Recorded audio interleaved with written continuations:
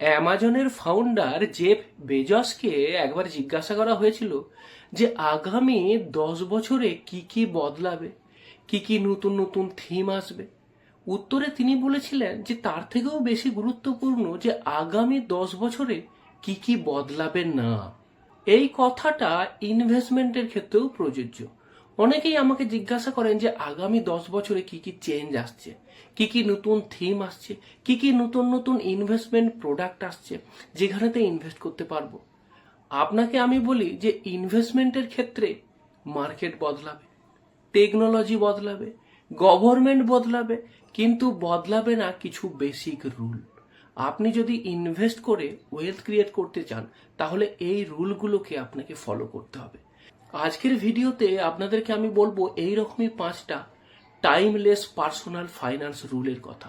যদি এই রুলগুলোকে আপনি সঠিকভাবে আপনার জীবনে ফলো করতে পারেন তাহলে কিন্তু আপনি অবশ্যই ওয়েলথ ক্রিয়েট করতে পারবেন। প্রথম রুল, কম্পাউন্ডিং নেভার চেঞ্জেস। দেখুন, কম্পাউন্ড ইন্টারেস্টের কথা আমরা সবাই জানি। এর ফর্মুলাটা কি? A equal to P into 1 + R raise to the power T।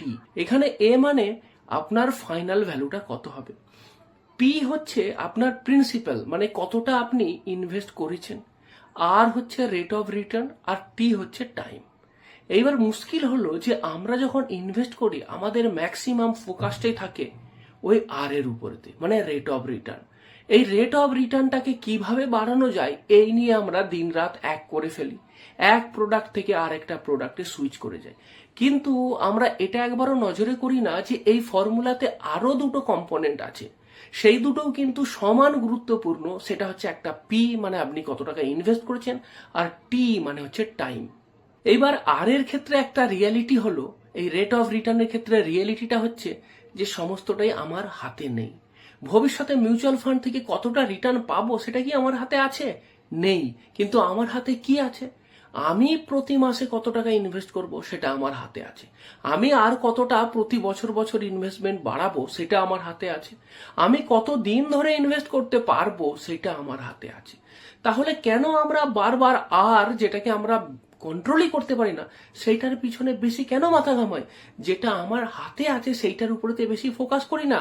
আর সেই কারণের জন্য আমি বারবার বলি এসআইপি করুন, বছর বছর এসআইপির অ্যামাউন্টটা বাড়ান, আর তার সাথে সাথে বেশি দিন ধরে ইনভেস্ট করুন, আর কনসিস্টেন্টলি ইনভেস্ট করুন। বারবার বিভিন্ন প্রোডাক্টেতে চান করবেন না।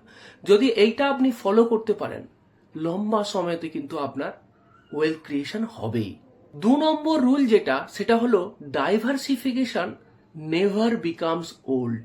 অনেক সময়তেই এই প্রশ্নটা পেয়ে থাকি যে এখন কোথায় ইনভেস্ট করব, এখন কি মিউচুয়াল ফান্ড নেব নাকি স্টক নেব, সোনা নেব না রূপো নেব, পোস্ট অফিস ভালো নাকি ব্যাংকের ফিক্সড ডিপোজিট ভালো, মিউচুয়াল ফান্ড ভালো না এসআইএফ ভালো, রিয়েল এস্টেট ভালো নাকি ল্যান্ড ভালো? আমার উত্তর হলো যে সবগুলোতেই ইনভেস্ট করুন। দেখুন, একটা জিনিস মনে রাখবেন যে কোনো অ্যাসেটই পার্মানেন্টলি ভালো বা পার্মানেন্টলি খারাপ হয় না।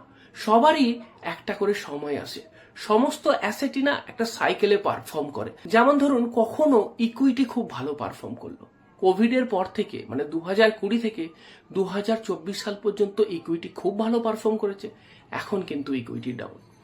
গোল্ড কিন্তু করোনার আগে বা কোভিডের আগে গোল্ড কিন্তু অতটা ভালো পারফর্ম করতে পারেনি, কিন্তু দেখুন যে গত 1 বছরে গোল্ড একেবারে ছক্কা মেরে দিয়েছে। তারপরে দেখুন কখনো কখনো রিয়েল এস্টেট ভালো করবে বা কখনো কখনো আপনার ডেট আপনাকে স্টেবিলিটি দেবে। এই কারণের জন্য আমাদের কি করতে হবে যে ডাইভার্সিফিকেশন করতে হবে, সমস্ত অ্যাসেটেতেই ইনভেস্ট করতে হবে। কিছু টাকা ইকুইটিতে ডাইরেক্ট শেয়ারে বা মিউচুয়াল ফান্ডে রাখলেন, গোল্ডে কিছু রাখলেন, পোস্ট অফিস ফিক্সড ডিপোজিটে কিছু থাকলো, ডেট মিউচুয়াল ফান্ডে কিছু ইনভেস্ট করতে পারেন, রিয়েল এস্টেটে টাকা থাকতে পারে, লিকুইড ফান্ড বা হাতে কিছু ক্যাশও রাখবেন। এই যে আমি ডাইভার্সিফিকেশন করলাম, এর উদ্দেশ্য কিন্তু এটা নয় কি বছর বছর আমাকে হাইয়েস্ট রিটার্ন পেতে হবে, ম্যাক্সিমাম রিটার্ন পেতে হবে, না। ডাইভার্সিফিকেশন আমি করছি আমার রিস্কটাকে কম করার জন্য, আমার ওয়েলথটাকে প্রোটেক্ট করার জন্য, খারাপ সময়তে সার্ভাইভ করার জন্য এবং কনসিস্টেন্টলি ইনভেস্ট করার জন্য।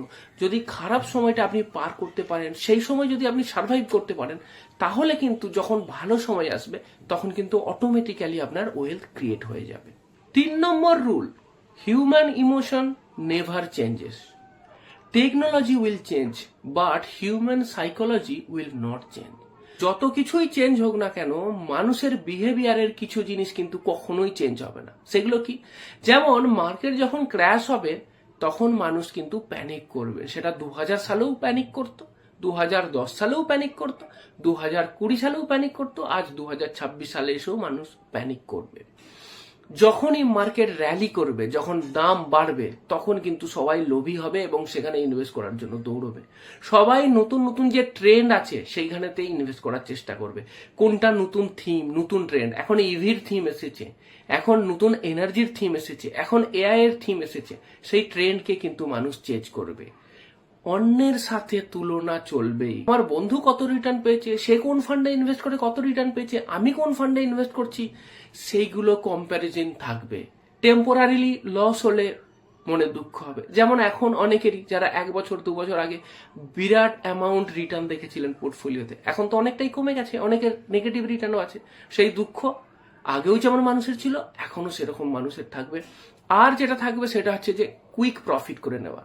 আর এই কারণের জন্যই দেখবেন শেয়ারে ট্রেডিং বেশি করে হয়, ট্রেডিং এর ভিডিও মানুষ বেশি দেখে, সুইং ট্রেডিং, কোন কোন স্টকে ইনভেস্ট করলে খুব তাড়াতাড়ি লাভ করতে পারবেন, 3-4 মাসে কোন কোন স্টকগুলোর প্রাইস বেড়ে যাবে, দেখবেন এই রকম ভিডিওই মানুষ সব থেকে বেশি দেখে। কারণ কারোরই ধৈর্য নেই 5 বছর ধরে ইনভেস্ট করার, 7 বছর 10 বছর ধরে ইনভেস্ট করে তারপরে ওয়েলথ ক্রিয়েট হবে। এত ধৈর্য কতজনের আছে?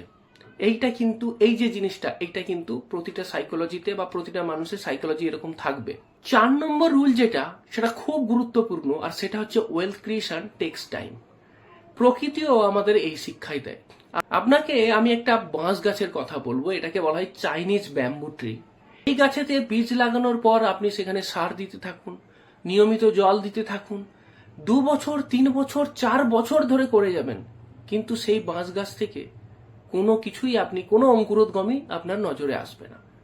5 বছর লাগবে প্রথমবার মাটি ফুঁড়ে সেই বাঁশ গাছের একটুখানি সবুজ অংশ বাইরে বেরিয়ে আসতে, কিন্তু তারপরেই হয় ম্যাজিক। তারপরে আগামী 6 মাস থেকে 1 বছরের মধ্যে সেই বাঁশ গাছটা 90 ফুট লম্বা হয়ে যায়, মানে প্রায় সপ্তাহেতে 3-4 ফুট করে বাড়ে।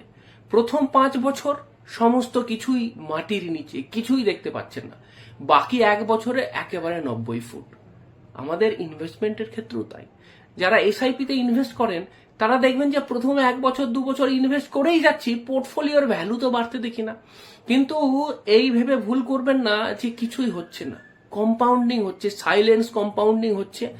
মাটির তলাতে যেমন করে ওই গাছটা নিজের শিকড়টাকে চারাচ্ছিল, আরো বড় করে নিজের যে বিল্ডিংটাকে তৈরি করছিল, মিউচুয়াল ফান্ডের ক্ষেত্রেও তাই। আপনার ওয়েলথটা আস্তে আস্তে অ্যাকুমুলেট হচ্ছে, পোর্টফোলিওর ভ্যালুটা বাড়ছে, শুরুর দিকে নজরে আসবে না।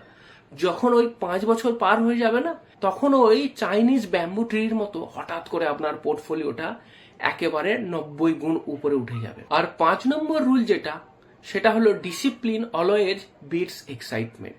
ইনভেস্টমেন্টের ক্ষেত্রে আমি দেখেছি সবাই এক্সাইটমেন্ট খোঁজে, কোন নতুন থিম বাজারে আসছে, কোন নতুন প্রোডাক্ট বাজারে আসছে, তারা এক্সাইটমেন্ট খোঁজে। কিন্তু ইনভেস্টমেন্ট হতে হবে বোরিং, একেবারেই বোরিং। রিয়াল ওয়েলথ কিন্তু এই বোরিং ইনভেস্টমেন্টের থ্রু দিয়েই হবে।